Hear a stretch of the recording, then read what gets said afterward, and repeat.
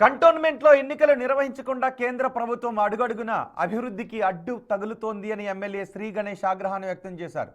Cantonment బోర్డును జీహెచ్ఎంసీలో విలీనం చేయాలి అంటూ కార్ఖానాలో రిలే నిరాహార దీక్ష చేపట్టారు. కేంద్రం 6 ఏళ్లుగా నామినేటెడ్ మెంబర్ల పదవీ కాలాన్ని పొడిగిస్తూ కంటోన్మెంట్ ప్రజలకు తీవ్ర అన్యాయం చేస్తోందని శ్రీ గణేష్ విమర్శించారు. రాష్ట్ర ప్రభుత్వ సంక్షేమ పథకాల అమలు అభివృద్ధి పనులు జరగాలి అంటే విలీనం తప్పనిసరి అన్నారు. ఈ విషయంలో కేంద్రంపై ఒత్తిడి పెంచడానికి రిలే నిరాహార దీక్ష చేపట్టాను అని స్పష్టం చేశారు ఎమ్మెల్యే.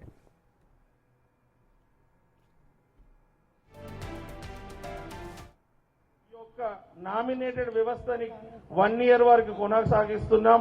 ఎప్పుడైనా దీంట్లో మార్పు ఉంటే మార్పు చేసుకొని మళ్ళీ ఎలక్షన్ అన్న పెడతాం, విలీనం మనం చేస్తామని 6 సంవత్సరాల నుంచి ప్రతి సంవత్సరం ఒక్కొక్క సంవత్సరానికి ఇది ఎక్స్టెన్షన్ చేసుకుంటూ పోతున్నారు. నిన్నగాక మొన్న మళ్ళీ మరింత సమాచారం మా ప్రతినిధి వెంకట్ అందిస్తారు. వెంకట్, శ్రీ గణేష్ చేస్తున్న రిలే నిరాహార దీక్షకి ఎటువంటి మద్దతు లభిస్తోంది?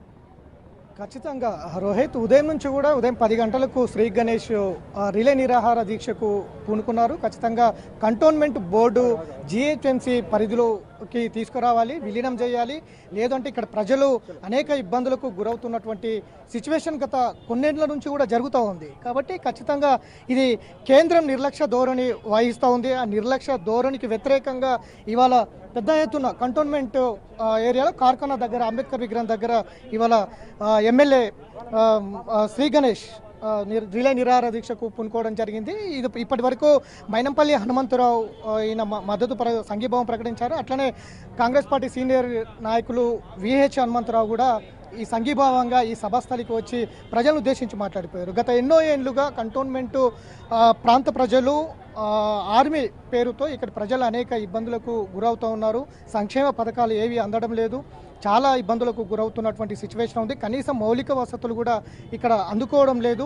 బోర్డు విధానాలు, రాష్ట్ర ప్రభుత్వ పాలన పక్కకు పెట్టి కేవలం బోర్డు విధానాల వల్లే మొత్తం కూడా ప్రజలు అనేక ఇబ్బందులకు గురవుతున్నారు అనేది కూడా ప్రధానంగా వినిపిస్తున్నటువంటి సిచ్యువేషన్. అందులో భాగంగానే ఇవాళ ప్రతిరోజు, ఇవాళే కాదు, విలీనమయ్యేంత వరకు, కంటోన్మెంట్ బోర్డు విలీనమయ్యేంత వరకు ఈ రిలే నిరాహార దీక్షలు చేస్తామని అయితే చెప్తూ ఉన్నారు. ప్రతిరోజు 10 గంటల నుంచి సాయంత్రం 5 గంటల వరకు ఈ రిలే నిరాహార దీక్ష ఉండబోతుందన్నది ప్రధానంగా శ్రీ గణేష్ అట్లనే పార్టీ దానికి సంబంధించిన పార్టీ కాంగ్రెస్ పార్టీ నేతలందరూ కూడా ఇక్కడ చేరుకున్నటువంటి ఆ సిచ్యువేషన్ చూసుకోవచ్చు. మొత్తం కూడా ప్లకార్డులు పట్టుకున్నటువంటి ఆ నేపథ్యం.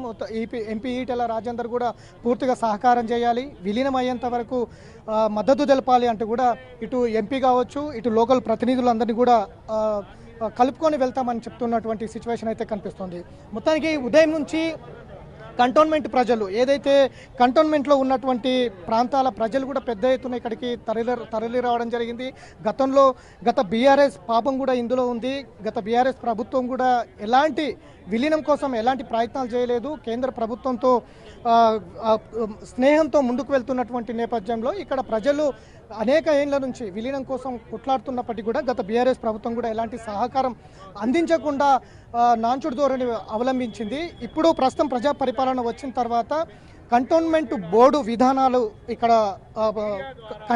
బోర్డు విధానాల కంటే కూడా ప్రజా పరిపాలన బేస్గా కొనసాగుతుంది. ప్రజా పరిపాలనే కావాలి. కంటోన్మెంట్ బోర్డు పూర్తిగా జిహెచ్ఎంసీలో విలీనం చేయాలి. ఇప్పటికే పూర్తిగా నగరంలో ఉన్నటువంటి జిహెచ్ఎంసీ మొత్తం కూడా 300 వార్డులకు సైతం మొత్తం కూడా నగరంలో కలుపుతున్నారు. నగర శివారు ప్రాంతాలన్నీ కూడా కార్పొరేషన్లన్నీ కూడా మున్సిపాలిటీలు కావచ్చు, కార్పొరేషన్లన్నీ కూడా కావచ్చు, ఇక్కడ ఇందులో కలుపుతున్నటువంటి సిచ్యువేషన్ ఉంది. ఖచ్చితంగా బోర్డును మొత్తం కూడా